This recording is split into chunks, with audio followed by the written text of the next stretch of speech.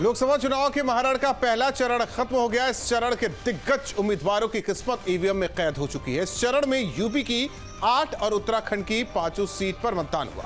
मतदान प्रतिशत की बात करें तो यूपी की 8 सीटों पर करीब 57.90% और उत्तराखंड की 5 सीटों पर करीब 53.77% मतदान हुआ। मतदान पिछले चुनाव के मुकाबले भले ही कम हुआ हो, लेकिन यूपी और उत्तराखंड के प्रत्याशियों ने अपनी अपनी जीत का दावा किया। लेकिन इन दावों की हकीकत क्या है, ये 4 जून को पता चल ही जाएगा। लेकिन आज आपको इन सीटों की जमीनी हकीकत बताएंगे। ये हकीकत बताएंगे हमारे सहयोगी यानी रिपोर्टर्स, जो दिन भर अलग अलग सीटों पर बूथ दर बूथ मतदान के वक्त मौजूद रहे, जिन्होंने बारीकी से इन सीटों की जमीनी हकीकत जानी है। अब यही रिपोर्टर इन सीटों का हाल आपको बताएंगे, लेकिन पहले विपक्षी प्रत्याशियों के आरोप और बीजेपी प्रत्याशियों के दावे सुन लेते हैं। क्या किसी की पर्ची निकालना भी अपराध है? क्या किसी को ये बताना कि उसको कहां वोट डालना कि अपराध है? इस तरह से टॉर्चर क्यों किया जा रहा है मतदाताओं को? तो हक बात है वो करिए, जिसने आपको डराया धमकाया उसका नाम लीजिए। ऐसे बर्दाश्त नहीं होगा। क्या हम राजनीति छोड़ दें? क्या हम देश छोड़ दें ऐसे? अगर हमें वोटिंग राइट नहीं रहेगा तो हमारे देश में रहने का मकसद क्या रह जाता है? पूरा परिवार उसके कैप्चरिंग के चक्कर में लगा है। अब ये मुझे तो अफसोस, यहाँ फोर्स ही नहीं है। जहाँ सबसे ज्यादा कैप्चरिंग का है चर्चा, यहाँ फोर्स नहीं है। तो पुलिस से क्या विश्वास किया जाए? देख लो ना, उसके बाद लोगों को दिखाओ झूठ उसका, इसके झूठ का पर्दाफाश यहीं करो।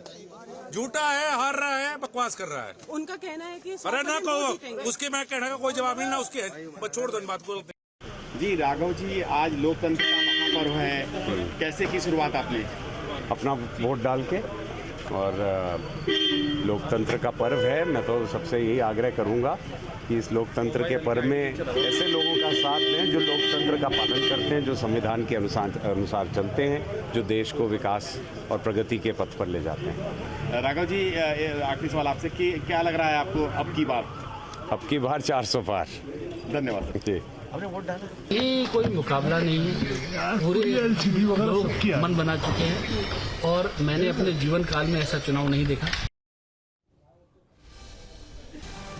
और जाहिर तौर पर ये आंकड़े क्या कुछ कहते हैं, जो प्रतिशत सामने आया वोटिंग को लेकर, ये समझना बेहद जरूरी होगा, क्योंकि 2019 और 2024 इस वोटिंग को समझना होगा। हमारे साथ अमित चौधरी सहयोगी बिजनौर से जुड़ रहे हैं, अवैस अली मुरादाबाद से हमारे साथ सहयोगी जुड़ रहे हैं, दिवाकर गौर रामपुर से सहयोगी जुड़ रहे हैं।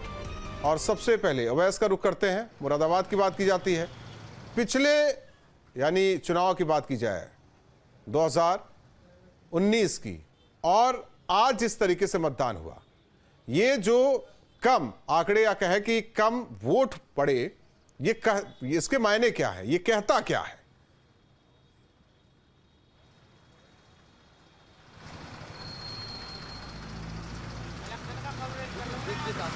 मतदान भले ही कम हुआ हो, लेकिन जो मुरादाबाद की सीट पर पूरा तरीके से पेच फंसा हुआ था और ये सीट अपना तमाम बयानबाजी के बाद हॉट हो गई थी, तो मतदान भले ही यहाँ पे कम हुआ, क्योंकि 2019 के अंदर में जब यहाँ मतदान हुआ था तो 65% मतदान हुआ था। लेकिन अभी तक जो 5 बजे तक का आंकड़ा हमारे पास आया है वो 58% का आया है। लगभग 9 बजे के बाद पूरी स्थिति साफ होगी, क्योंकि 9 और 10 बजे के बीच में पूरी जो आधिकारिक पुष्टि है वो आंकड़े की आ जाएगी। माना जा रहा है कि लगभग 2019 के जो आंकड़ा है उससे तो कम ही रहा होगा, क्योंकि 3% की उसके अंदर कमी बताई जा रही है। आज पूरे दिन हम लोग ग्राउंड जीरो पर लगातार बने रहे।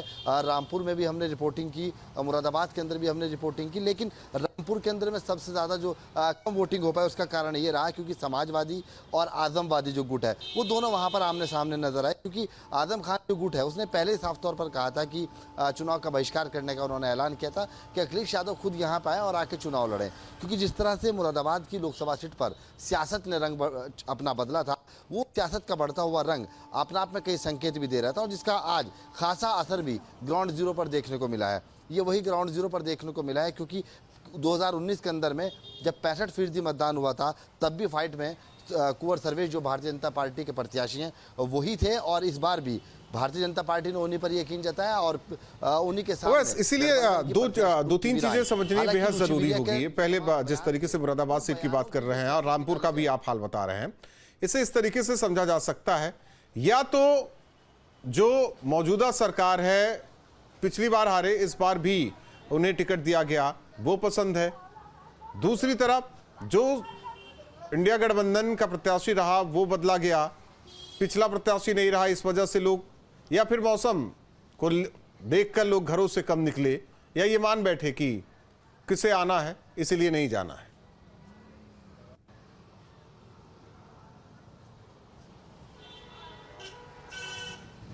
बिल्कुल, देखिए कुंवर सर्वेश मुरादाबाद के अंदर में एक वो नाम है जिसके साथ मुस्लिम समुदाय का वोट भी बहुत ज़्यादा राहुल जुड़ा हुआ है, क्योंकि 48% यहाँ पर मुस्लिम आबादी है और 52% यहाँ पर अन्य समाज का वोट बैंक मिला करके हिंदू समाज का वोट बैंक बनता है।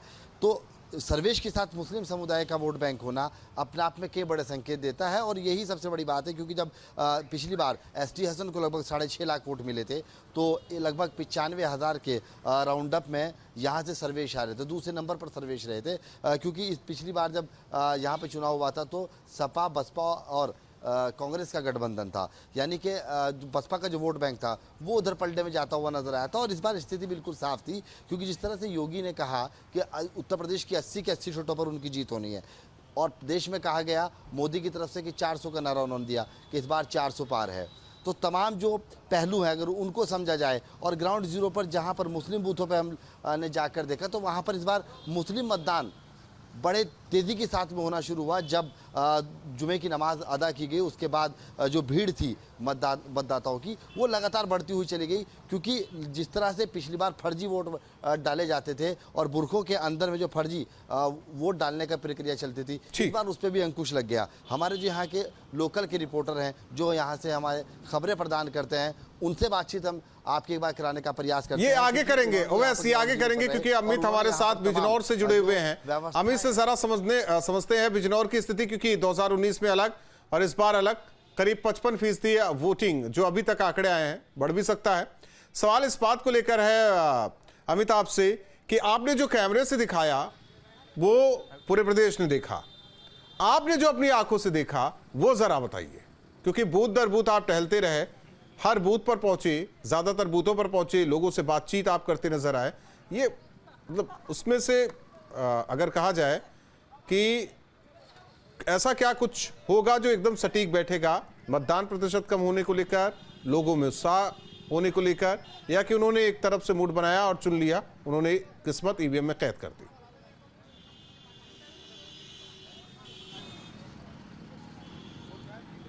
देखिए राहुल, पहले चरण में पश्चिमी उत्तर प्रदेश की जिन 8 सीटों पर आज मतदान हुआ है, ये भारतीय जनता पार्टी के लिए भी बेहद महत्वपूर्ण सीटें हैं। इनमें से कई सीटें ऐसी हैं जो 2019 में भारतीय जनता पार्टी गंवा चुकी थी और दूसरे दलों ने यहाँ पर जीत दर्ज की थी। बिजनौर की बात की जाए तो बिजनौर में भी बीएसपी द्वारा जीत दर्ज की गई थी और बीजेपी को 2019 में हार का मुँह देखना पड़ा था। लिहाजा अब 2024 के नए समीकरण के तहत बीजेपी, बीएसपी या इंडिया गठबंधन के जो तमाम पार्टियाँ हैं, ये पार्टियाँ नई रणनीति के तहत 2024 में चुनाव में दिखी हैं। या इस बार समीकरण इसलिए बदले हुए हैं कि बीजेपी ने आरएलडी के साथ गठबंधन किया। आरएलडी के साथ गठबंधन करने से बिजनौर लोकसभा सीट की अगर बात की जाए तो वहां पर जो जाट वोटर्स हैं वो पूरी तरीके से साधने में बीजेपी कामयाब रहेगी। इस गठबंधन के पीछे ये सोच तमाम वोटर्स की भी बिजनौर और उसके आसपास के इलाकों में तमाम बूथ के पास देखने को मिली। दूसरी तरफ बीएसपी की अगर बात की जाए तो बीएसपी ने 2019 में यहाँ पर जीत दर्ज की थी और जीत दर्ज करने के बाद अब एक नया कार्ड बीएसपी के द्वारा खेला गया। यहां पर जाट उम्मीदवार को बिजनौर लोकसभा सीट से उम्मीदवार बनाया गया। बीएसपी कहीं ना कहीं इस सोच से जाट उम्मीदवार को मैदान में लेकर आई कि कहीं ना कहीं जो दलित वोट है वो बीएसपी को मिलेगा, उसके अलावा जो जाट वोट बैंक है वो भी बीएसपी को मिलेगा और अन्य जो दल हैं उन दलों से ज़्यादा बीएसपी को वोट मिल पाएगी। इंडिया गठबंधन की बात की जाए तो अखिलेश यादव ने भी एक बड़ी जो चुनावी जनसभा है वो यहाँ पर की थी और साफ तौर पर इंडिया गठबंधन के तमाम दावे और जिस तरीके से कांग्रेस का घोषणा पत्र था उसको लेकर वोटर्स को साधने का काम किया था। तमाम मुस्लिम वोटर्स को लेकर समाजवादी पार्टी पूरी तरीके से आश्वस्त नजर आ रही थी कि अगर इस लोकसभा सीट की बात की जाए तो यहाँ पर एक तरफा मुस्लिम वोटर समाजवादी पार्टी को मिलेगा और कई बूथ पर, कई गाँवों में कई इलाकों में हम गए भी तो अलग अलग बूथ पर अलग अलग लोगों की राय देखने को मिली। कहीं आरएलडी और बीजेपी गठबंधन की लोग तारीफ करते मिले और जिस तरीके से सरकार ने पिछले 10 सालों में काम किए हैं या योगी सरकार का जो मॉडल है उस मॉडल की तारीफ करते हुए नजर आए। वहीं कई ऐसे बूथ भी थे जहां पर समाजवादी पार्टी और इंडी गठबंधन की तारीफ करते हुए तमाम जो वोटर्स हैं वो दिखाई दिए, बसपा की तारीफ करते भी दिखाई दिए। फिलहाल जो अगर मुकाबला है, अगर बिजनौर की सीट का बात करें तो त्रिकोणीय मुकाबला फिलहाल आज देखने को मिला है और जो वोटर्स हैं साइलेंट वोटर खासतौर पर बिजनौर लोकसभा सीट पर देखने को मिले। स्थानीय मुद्दों को छोड़कर पूरी तरीके से वो अपनी अपनी पार्टी के तमाम जो नीतियां हैं और जिस तरीके से तमाम राजनीतिक दलों के दावे किए गए उन दावों को लेकर वोट करते हुए नजर आए। वोटिंग परसेंटेज की आप बात कर रहे थे तो वोटिंग परसेंटेज की अगर बात करें तो 2019 के चुनाव में बिजनौर लोकसभा सीट में 69% वोटिंग हुई थी, जबकि इस बार 5 बजे तक के जो आंकड़े अभी तक चुनाव आयोग की तरफ से जारी किए गए वो 54.68% वोटिंग हुई है। यानी 2019 के मुकाबले तकरीबन 10% वोटिंग कम रहेगी। अगर अगले 1 घंटे के भी जो चुनावी नतीजे हैं वो जारी किए जाते हैं तो ये वोटिंग परसेंटेज कम रहने के पीछे वजह क्या है? क्या तमाम पार्टियों के द्वारा जो प्रत्याशी उतारे गए थे उनसे जो वोटर्स हैं वो नाखुश थे या किसी और वजह से वोटर्स वोट डालने के लिए नहीं आए? सुबह की अगर तस्वीर की बात करें तो 7 बजे जैसे ही वोट डालने का समय हुआ था तो कुछ एक बूथ पर सीनियर सिटीजन, उसमें महिला पुरुष तमाम वर्ग के लोग जरूर वोट डालने के लिए उत्सुक दिखाई दिए थे, लेकिन दोपहर में भी तमाम बूथ जो हैं वो खाली की तरह दिखाई दिए और आसानी से जो भी लोग वोट डालने के जा रहे थे वो आसानी से वोट डालने के बाद अपने घर तक वापस जा रहे थे। जो लंबी लंबी कतारें दिखा करती थी लोकसभा चुनाव या विधानसभा चुनाव में, तो उस तरीके की कतारें बिजनौर के कई बूथ पर हम गए वहां नहीं दिखाई दी। ग्रामीण इलाकों की बात की जाए तो ग्रामीण इलाकों में भी बढ़ चढ़कर लोगों ने वोट किया और बिजनौर लोकसभा सीट ऐसी है जो यहाँ पर 80% से ज़्यादा जो एरिया है वो खेती पर निर्धारित है, यानी गन्ने की सबसे ज़्यादा पैदावार यहाँ पर की जाती है। और गन्ने के भुगतान को लेकर जहाँ योगी सरकार की तरफ से ये आदेश दिया गया है कि 15 दिन में उनकी पेमेंट होगी, किसानों की तरफ से लगातार इस बात का आरोप भी लगाया जाता रहा है कि पेमेंट काफ़ी लेट होती है, मिल की तरफ से पेमेंट नहीं की जाती है। उन मुद्दों को लेकर भी किसान बात करते हुए नजर आए और कई वर्ग के लोग ऐसे थे जो रोजगार की बात करते हुए नजर आए और तमाम तरीके के जिस स्वास्थ्य सेवाओं की बात करते हुए नजर आए। तो अलग अलग मुद्दों पर लोग बोले तो, लेकिन जिस तरीके से खुलकर कई अन्य लोकसभाओं में वोटर बोलते हुए नजर आए थे उस आप तो भाप ही गए होंगे बिजनौर के वोटर्स की आज नहीं दिखी। वोटर्स के मूड को आप भी भाप गए होंगे। ये जानने की कोशिश है कि जो दिल में था उस हिसाब से ये वोटिंग हुई है या कि कुछ बदला है, ये जानने की कोशिश कर रहे हैं हम बातचीत में। दिवाकर का रुख करते हैं रामपुर का, क्योंकि यहाँ सबसे कम वोटिंग हुई है, करीब 52-52.5%। पिछली बार के मुकाबले वही 10 का आंकड़ा कम यहाँ हम कह सकते हैं। तो ये केवल समाजवादी वर्सेस आजमवादी या फिर जो पुरानी परिपाटी थी उससे तोड़ा गया? क्योंकि 2019 में वोटिंग बम्पर हुई, तब आजम खान चुन के आते हैं। उपचुनाव होता है, उपचुनाव में क्या तस्वीर रही सबने इस देश ने देखा, और अब जिस तरीके से लोकसभा का चुनाव 24 का, तो ये कहता क्या है? ये जो गैप है इसका मतलब क्या निकाला जाए दिवाकर? जी देखिए, बिल्कुल आप ठीक कह रहे हैं। अभी अभी हमारे पास चुनाव आयोग की तरफ से और रामपुर जो प्रशासन है उसकी तरफ से फिगर अवेलेबल कराई गई है। तो रामपुर में जो फाइनल वोटिंग हुई है वो 55.64% हुई है, 55.64% वोटिंग हुई है। जो 2019 में हुई थी वो 63% के लमसम वोटिंग हुई थी, तो उससे अभी कम वोटिंग इस वर्ष हुई है। इसका एक जो बेसिक कारण है वो बेसिक कारण ये है कि यहाँ पर जो आजमवादी और समाजवादी वोट थे वो दोनों वोट फट गए और कहीं ना कहीं सूचना जो मिल रही थी वो ये मिल रही थी कि आजमवादी वोट जो है वो रुक रहा है, आजमवादी वोट नहीं पड़ रहा है। जैसे कि हमारे सहयोगी उवैस जी ने बताया कि आजमवादी और समाजवादियों के विरोध के चलते हुए वोटिंग परसेंटेज डाउन हुई, लेकिन मुस्लिम इलाकों में ये देखा गया कि वहां पर तेजी से वोटिंग हुई। लेकिन जो 2019 में वोटिंग हुई थी वो 63% के लमसम वोटिंग हुई थी, और अभी जो फाइनल फिगर हमारे पास आ रही है वो आ रही है आपकी 55.64% वोटिंग रामपुर में फाइनल हुई है। तो कहीं ना कहीं इसका कारण ये रहा कि महिबुल्लाह नदवी यहाँ पर जो है वो समाजवादी के कैंडिडेट रहे, लेकिन आजम खां उसका विरोध कर रहे थे और समाजवादी के साथ इंडिया गठबंधन था। तो इंडिया गठबंधन में रामपुर में कांग्रेस के लोगों का चेहरा ही महिबुल्लाह नदवी के साथ नजर आया और समाजवादी के लोगों का चेहरा, आजमवादी लोगों का चेहरा जो था वो कहीं भी मंच में नजर नहीं आया। तो इसका एक कारण ये भी रहा कि आजमवादी जहां विरोध कर रहे थे, आजमवादियों ने शायद वोट नहीं डाला, तो उसकी वजह से भी एक वोटिंग परसेंट कम रही। दूसरा कारण ये भी रहा कि मौसम में आज धूप में तेजी बहुत थी, गर्मी बहुत थी, उसकी वजह से भी वोटर जो है वो थोड़ा सा कम निकला है और उसने वोट नहीं डाला है। वरिष्ठ पत्रकार उमाकांत लखेड़ा जी हमारे साथ है, जुड़ रहे हैं। उमाकांत सर, आपसे उत्तराखंड को लेकर बात करेंगे। उम्मीद थी कि बम्पर वोटिंग होगी, लेकिन यहां भी वही स्थिति जो उत्तर प्रदेश में भी देखी गई। पिछले मतलब लोकसभा चुनाव के मुकाबले इस लोकसभा चुनाव में वोटिंग कम, ये कहता क्या है? देखिए, सबसे जो महत्वपूर्ण बात है कि ये ऐसा चुनाव है जिसमें कोई जनता में कोई उत्साह नहीं था। ये उत्साह मुझे नहीं लगता कि केवल उत्तराखंड में ही नहीं था, अखिल भारतीय स्तर पर ये उत्साह नहीं था। और जो महत्वपूर्ण बात यह है कि स्थानीय मुद्दे जरूर हावी थे, कोई राष्ट्रीय मुद्दा नहीं था।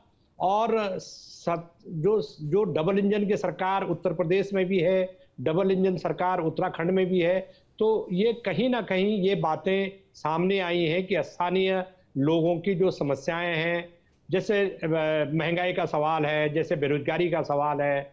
उत्तराखंड में अंकिता भंडारी का इश्यू भी अंडरकरंट था, लेकिन एक सीमा से बाहर वो अंडरकरंट दिखाई नहीं दिया। उसने जरूर कोई ना कोई बीजेपी को डिफेंसिव रखा, परेशान किए रखा, लेकिन वो एक सीमा से बाहर वो नहीं गया। और भारतीय जनता पार्टी का जो संगठन है उत्तराखंड में, वो कांग्रेस के मुकाबले काफी सशक्त है, काफी स्ट्रांग है। तो उससे भी एक मोबिलाइजेशन में भारतीय जनता पार्टी और आरएसएस को काफी सरलता मिली। और कांग्रेस सांगठनिक तौर पर काफी कमजोर है, पिछले 8 साल से तो वह सत्ता में ही नहीं है और केंद्र में 10 साल से सत्ता में नहीं है, तो उसका एक असर हुआ है। लेकिन ये अच्छी बात है लोकतंत्र में कि लोगों ने इश्यूज उठाए, मुद्दे उठाए और सवाल पूछे। सबसे बड़ी बात है कि आम जनता ने भी उत्तराखंड में सवाल पूछे, महंगाई के सवाल। अग्निवीर का मुद्दा काफी डोमिनेट कर रहा था वहां के सीन में। और ये मैं बता सकता हूं कि 13% जो आबादी का 13% अकेला राज्य है उत्तराखंड, जहां पूर्व सैनिक और उनके परिवारों का वोट है 13%। तो 13% जो 13% वोट है, ये इसको मामूली वोट नहीं कहा जा सकता, ये अच्छा खासा वोट है। अगर 10% भी वोट अगर शिफ्ट हो जाता है तो किसी भी पार्टी की हार और जीत सुनिश्चित हो जाती है। तो मुझे ऐसा लग रहा है कि इस बार जो भूतपूर्व सैनिक हैं उनके 2 इश्यूज थे। एक तो उनको लगता था कि OROP, 1 रैंक 1 पेंशन के मुद्दे पर जो कैलकुलेशन की गई, आज से नहीं 10 साल 12 साल कांग्रेस के जमाने से जो मुहिम चल रही थी, और इस सरकार ने भी वो जो उसमें कमियां थी, कमजोरी थी, उसको उनके अनुसार पूरी तरह रिजॉल्व नहीं किया। नंबर 1 वो बात है जो बीके सिंह साहब का घेराव हुआ था, जनरल बीके सिंह का डिफेंस कॉलोनी देहरादून में, वहां पर ये मुद्दा प्रमुखता से आया जब उन्होंने कहा कि बीके सिंह साहब को कि आपने OROP का मुद्दा क्यों नहीं सॉल्व किया। और दूसरा जो अग्निवीर का मुद्दा था, उत्तराखंड में रोजगार का सबसे बड़ा साधन है, हर तीसरे परिवार में सैनिक परिवार कहा जाता है, हर तीसरे परिवार को। तो अग्निवीर के खिलाफ बहुत सारे जो नौजवान थे वो अग्निवीर वो सेना में भर्ती होने की तैयारी कर रहे थे, लेकिन जब उन्होंने देखा कि अग्निवीर में तो 4 साल की नौकरी है, 6 साल की ट्रेनिंग है, और 4 साल बाद वो 18 साल का लड़का अगर भर्ती हुआ तो 22 साल में तो रिटायर होके आ जाएगा। तो उसको लेकर के जनता में, उनके जो सैनिक परिवार हैं उनमें बहुत बड़ी एक निराशा थी। और ये मुद्दा भारतीय जनता पार्टी ने इस मुद्दे को बहुत सीरियसली लिया नहीं।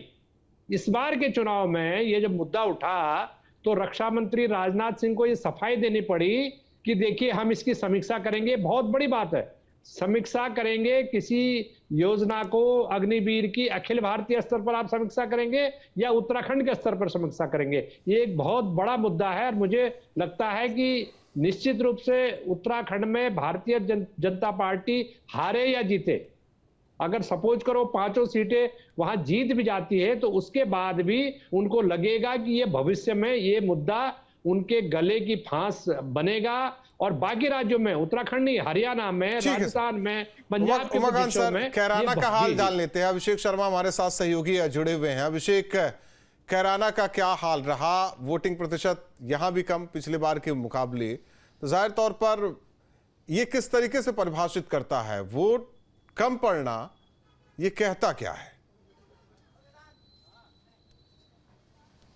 देखिए राहुल, वोट कम पड़ना निश्चित तौर पर ये दिखाता है कि मतदाताओं में उत्साह कम रहा। और मैं आपको बता रहा हूं राहुल कि सुबह 7 बजे का जब एक मौका था, जब मतदान शुरू हुआ, तो मैं शहरी क्षेत्र की तरफ गया।